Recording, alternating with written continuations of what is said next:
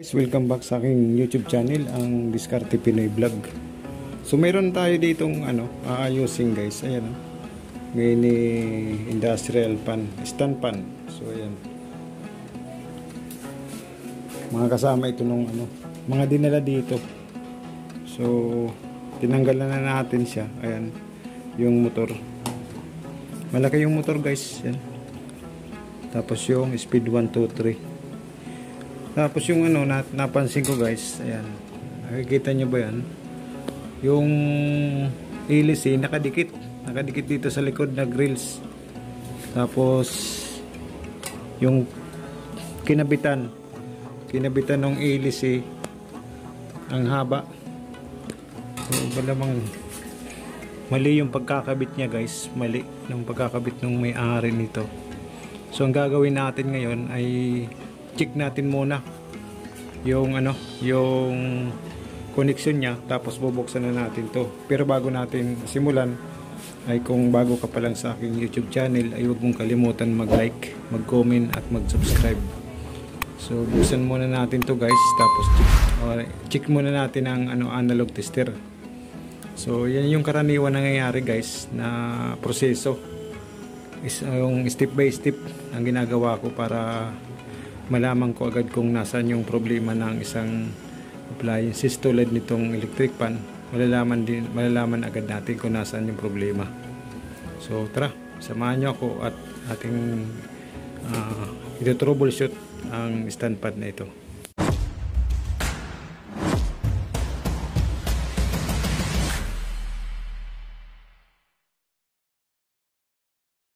Tester natin. Gilid natin ito. Tapos yan, nailagay ko na kasi hindi ko pa naayos. So ilagay natin dito sa lagi nasa extend. So extend lagi guys. Yan, naka-extend lagi yan. Tapos i-shorted. Yan, shorted natin guys. Yan, shorted.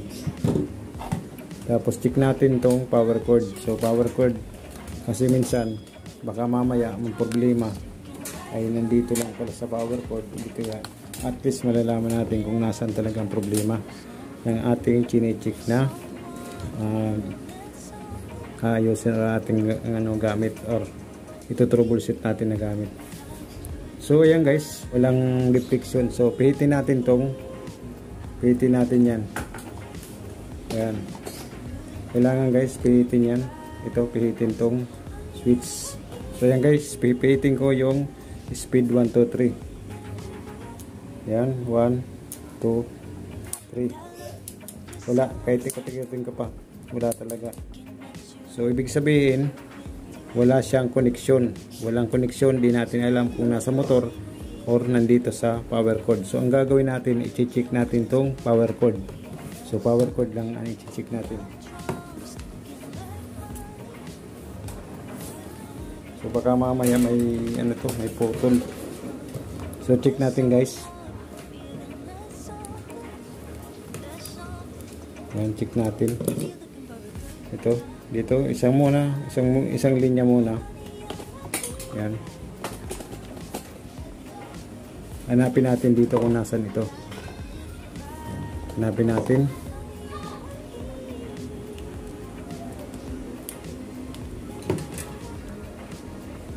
So nakita na natin guys. Ayan, balik tayo dito. Pasensya niya, magulo yung camera. Ayan. So pipindutin ko guys. So hindi makikita, pero ito yung isang linya ng tawag dito ng power cord. So kung nakikita nyo siya, ayan, may connection. Ayan, may connection. Lilipat naman tayo dito sa kabila. Hanapin naman natin yung mayroon din. Ayan, mayroon din.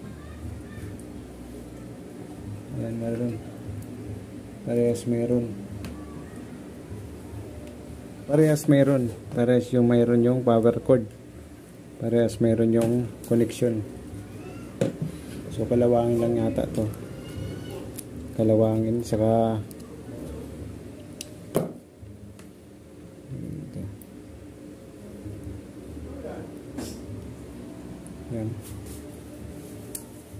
Meron, ayan o. Nakita niyo siya guys, merong deflection. Meron deflection yung analog tester. So ang gagawin natin dito ngayon guys, ito, ayan. Medyo lupay-pay na guys, lupay-pay na. Tanggalin natin itong takip.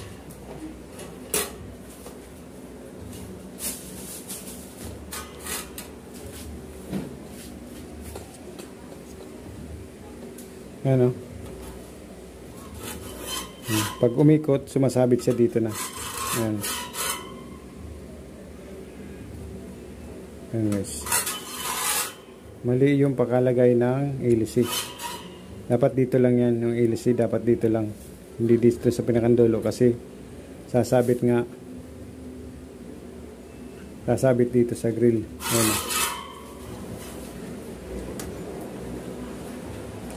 Ayan. Tanggal muna natin guys.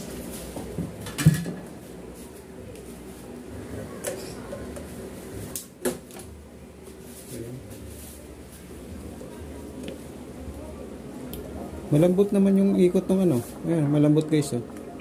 So pagkatanggal natin ito at malinisan, ipaktas natin or isaksak natin sa kuryente.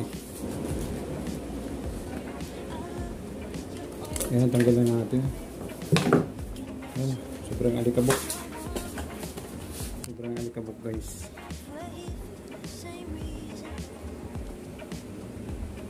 Punasan natin muna.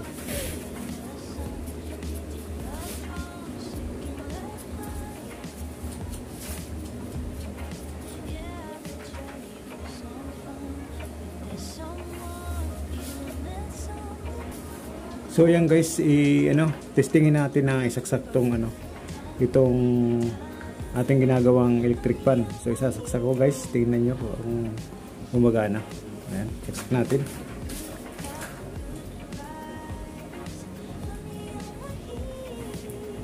Ayan, gumagana siya guys. Ayan, okay. Malinis pa, wala pang kaingay-ingay.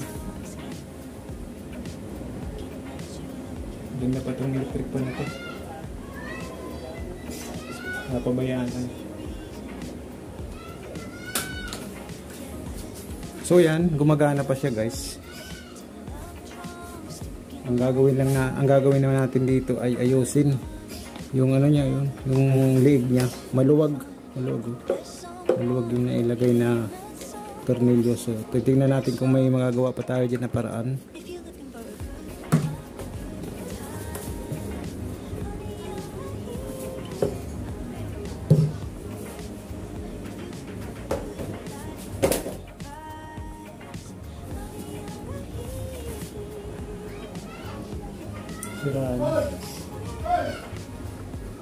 Basag na.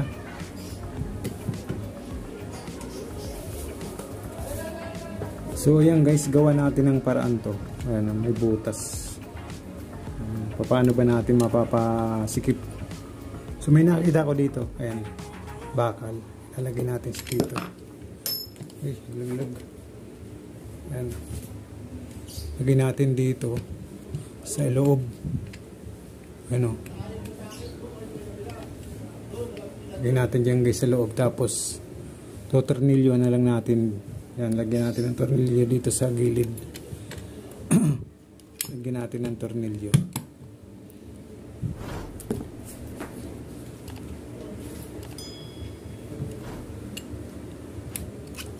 Hindi yata pwede dito.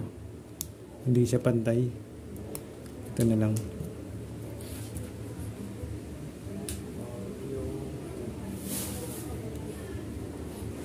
So ayan guys, gumawa ako ng paraan. Ayan, kulay, ayan ang kulay. Ano to? Bakal. Yun yung bakal. Tapos nilagyan ko ng masking tape. So ipapasok ko siya dito guys. Ayan, pasok ko siya dyan. Ayan.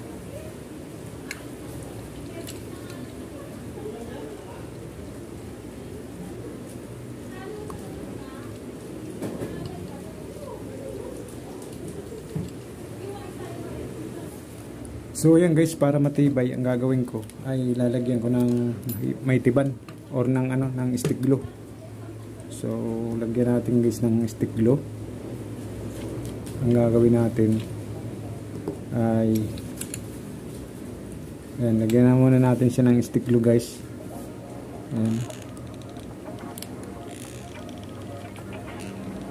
Ayan, pag nailagay na natin yung stick glue, ayan, pag nailagay na yung stick glue guys,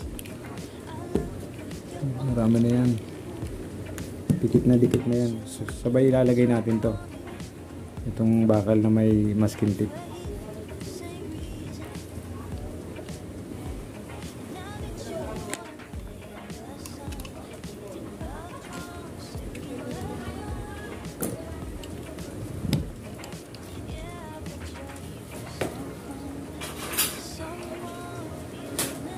So ito na, ayun o, nilagay ko na siya guys.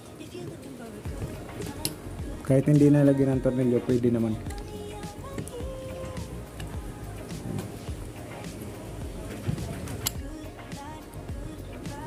Hindi gaya kanina na tingala talaga yung electric pan. So mawawala din niya kasi mabigat yung hélice saka yung grill. So lagyan natin dito ng harang o ng tornilyo.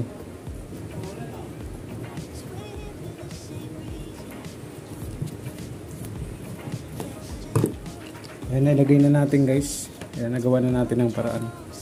Ayan, hindi na malalaglag siya. Tapos itong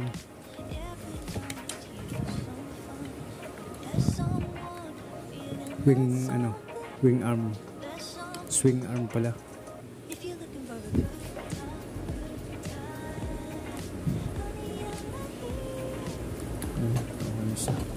Lagyan natin ng langis.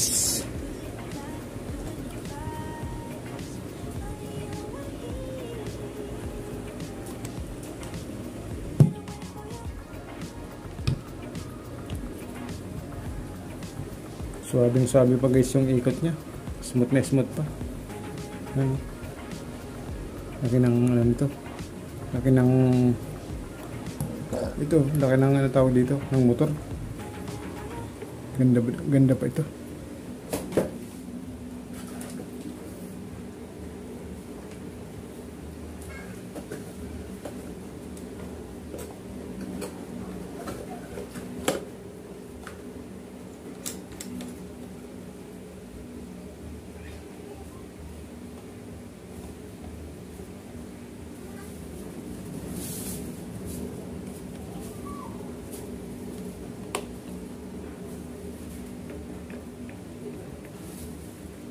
Bago nga pala natin ilagay ito guys, testingin natin yung lakas niya. Yung lakas. Kung okay pa ba.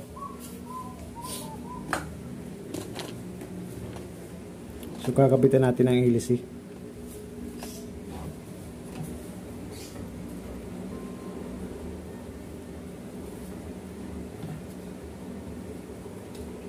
So ayan. Subukan natin paandarin. Subukan natin to guys kung ano, okay ba yung ano, yung andar niya. Dito lang natin para sa likod para in case na matanggal. At least nasa likod. Nakatalikod sa atin. So isasaksak ko na guys. Steady lang natin muna.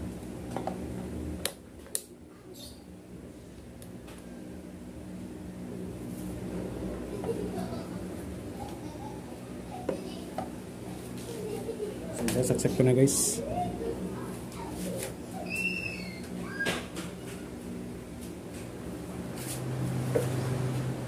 Umikot pa rin. Tapos dito.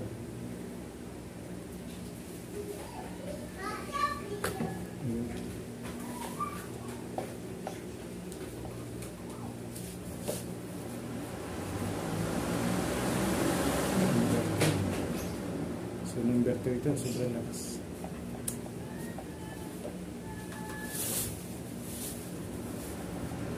Number 2.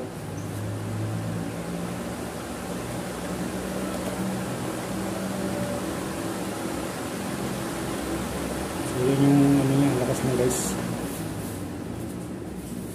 malakas pa rin.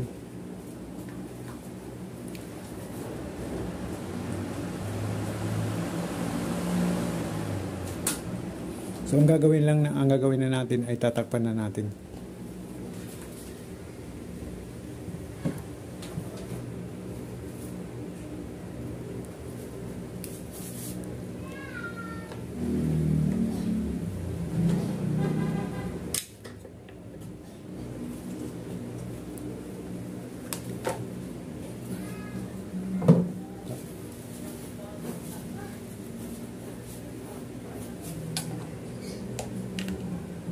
Ito guys, yan o, kikita nyo yan.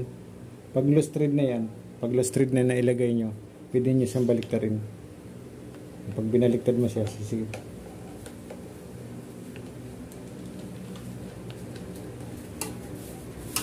Malakas to, kasi ang ano niya, yero.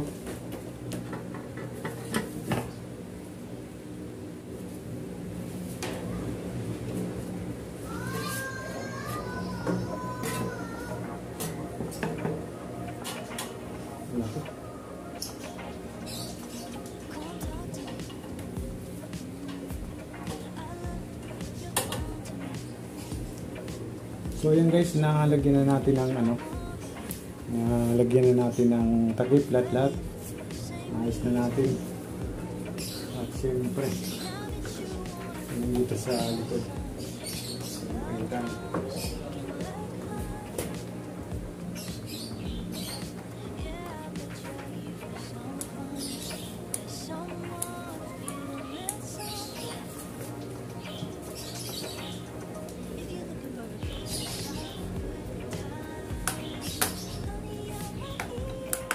So ngayon guys, testing natin.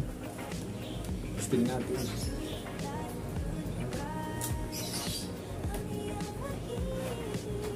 Ayan, naka-zero. 1.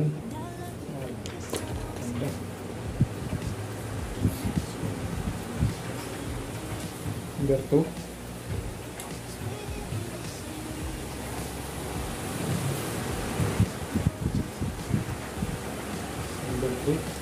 Number 3 ito guys. Mandang natin.